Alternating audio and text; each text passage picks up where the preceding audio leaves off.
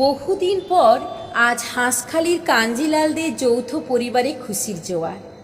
এই প্রজন্মের বাড়ির বড় ছেলে অরণ্য আর নববধূ ঝিনুকের আজ বৌভাতের অনুষ্ঠান। পাড়া প্রতিবেশী আত্মীয় স্বজন বন্ধুবান্ধবদের উপস্থিতিতে গম গম করছে সারা বাড়ি। এখন এসব এলাকায় খানিক আধুনিকতার ছোঁয়া লাগলেও পুরোপুরি শহুরে হাওয়া লাগেনি। বেশ কিছু ব্যাপারে এখনও পুরনো সাবেকিয়ানা বাজিয়ে রাখার চল রয়েছে। বিশেষ করে কাঞ্জিলাল পরিবারকে এখানে সবাই বেশ মান্যগণ্য করে চলে। সবাই ব্যবসায়ী পরিবার, ওনারা চালের আড়ত, তেলের কল, মাছের ভেড়ি কি নেই এদের।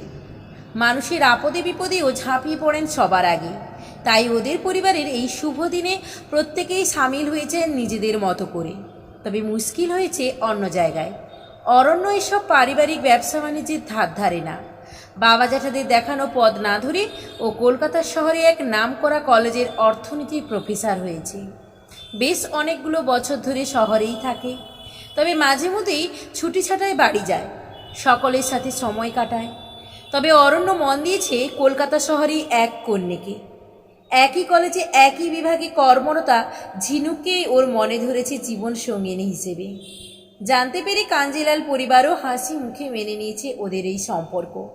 কিন্তু মুশকিল অন্য জায়গায়। আজীবন শহুরে আদব কায়দায় অভ্যস্ত ঝিনুকের এই নতুন গ্রাম্য পরিবেশে বেশ একটু অসুবিধে হচ্ছে। আপ্রাণ চেষ্টা করে চলেছে মিলিয়ে চলার, কিন্তু মাঝে মাঝে তাল কেটে যাচ্ছে। তাতে মহিলা মহলের অনেকেই, বিশেষ করে অরণ্যর এক পিসি, চোখ মুখ টেপাটেপি করছেন আর ফিসফাস করে বলছেন, ঢেড়ে মেয়ে, এদিকে কিছুই জানে না, শুধু পড়াশোনা শিখে রোজগার করলেই হবে। ঘর সংসার বলেও তো কিছু আছে নাকি?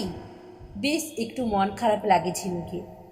দোতলায় ওর ঘরের জানলার পাশে এসে দাঁড়ায়।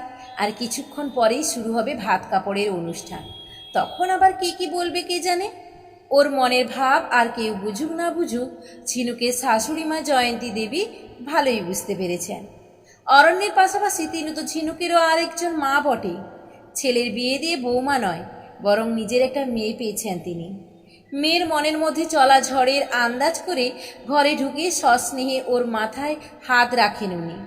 চমকে উঠে ঝিনুক বলেন, মা, তুমি কখন এলে? আসলে আমি কিছু বলতে হবে না আমাকে, আমি সব বুঝতে পারছি রে মা। শোন মা, নতুন জায়গায় নতুন রূপে তোকে আত্মপ্রকাশ করতে হবে। যিনি সিংহবাহিনী তিনি তো কোথাও আবার অন্নপূর্ণা, আবার কোথাও তিনি মা জগদ্ধাত্রী রূপে পূজিতা হন। আমরা মেয়েরা হলাম গিয়ে সেই মায়ের জাত। কোথায় কোন রূপ ধরলে মঙ্গল, আমি সেটা তোর উপরেই ছেড়ে দিলাম ঝিনু। তুই শিক্ষিতা, বুদ্ধিমতী, বুদ্ধি করে মন দিয়ে মন জিতে নিবি। তুই তো শাড়ি পরতে একদম পারিস না, এখন আয়, তোকে এই নতুন শাড়িটা পরিয়ে আমি নিচে দালানে নিয়ে যাই। ওখানে বাড়ির পুরুষ মানুষেরা সব অপেক্ষা করছে। তুই নিজের হাতে ওদের সবাইকে আগে ঘি ভাত দিবি। ওদের খাওয়া দাওয়া হয়ে গেলে তারপরে বাড়ির বাকি মেয়েরা খেতে বসবে। এই বলে ঝিনুকে লাল ঢাকাই জামদানিটা সুন্দর করে পরিয়ে দিয়ে জয়ন্তী দেবী বললেন, তুই একটু হালকা সাজগোজ করে তাড়াতাড়ি নেমে আয় রে মা, আমার আর এখানে দাঁড়িয়ে থাকলে চলবে না। মায়ের কথাগুলো শুনে মনের মধ্যে জমা মেঘগুলো এক নিমেষে কোথায় যেন উড়ে চলে যায় ঝিনুকের। ঝটপট তৈরি হয়ে নিচে নামেও। বয়স্ক পিসি শাশুড়ি এসে ওর হাতে ঘি ভাতের গামলাটা ধরিয়ে দিয়ে বলেন, না বৌমা, এবার শুরু করো। বাড়ির পুরুষ মানুষরা যা পেটে গামছা বেঁধে রয়েছে, বেলা কত হলো বলি সে খেয়াল আছে? খিদে পেয়েছে তো ওদের সবার। শাড়ির আঁচলটা কোমরে গুঁজে মিষ্টি হেসে ঝিনুক বলে, হ্যাঁ পিসি, একটু দেরি হয়ে গেল নামতে।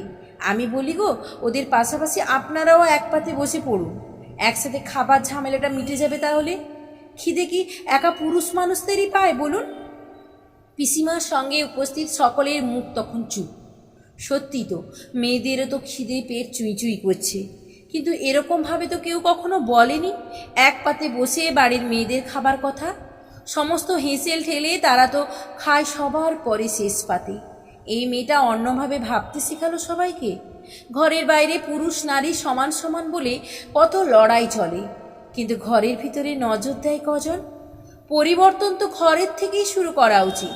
সত্যি তো, ঝিনুক মা অন্নপূর্ণার মতো তার প্রত্যেক সন্তানের খিদে তৃষ্ণার দিকে নজর করে কত সহজ করে কথাখানা বললেন। সকলের চোখ খুলে দিল। পিসিমার মুখে এখন একগাল হাসি। ঝিনুককে বুকে টেনে নিয়ে বলেন, তুই তো আমাদের কাঞ্জিলাল বাড়ির সাক্ষাৎ অন্নপূর্ণা রে, তুইও বসে পড় দেখি বরের পাশে, আজ আমরা হাতে হাতে নিয়ে খাবো সবাই। সদর দুয়ারের দিকে ভেসে আসে সানাইয়ের সুর। একসাথে পাশাপাশি খেতে বসে অরণ্য আর ঝিনু, সঙ্গে বাড়ির নারী পুরুষেরা মিলিয়ে বাকি সদস্যরাও। ফিসফিসিয়ে অরণ্য বলে, এই না হলে আমার অন্নপূর্ণা, সারা জীবনের জন্য নিশ্চিত আমি যে ভাতের অভাব হবে না।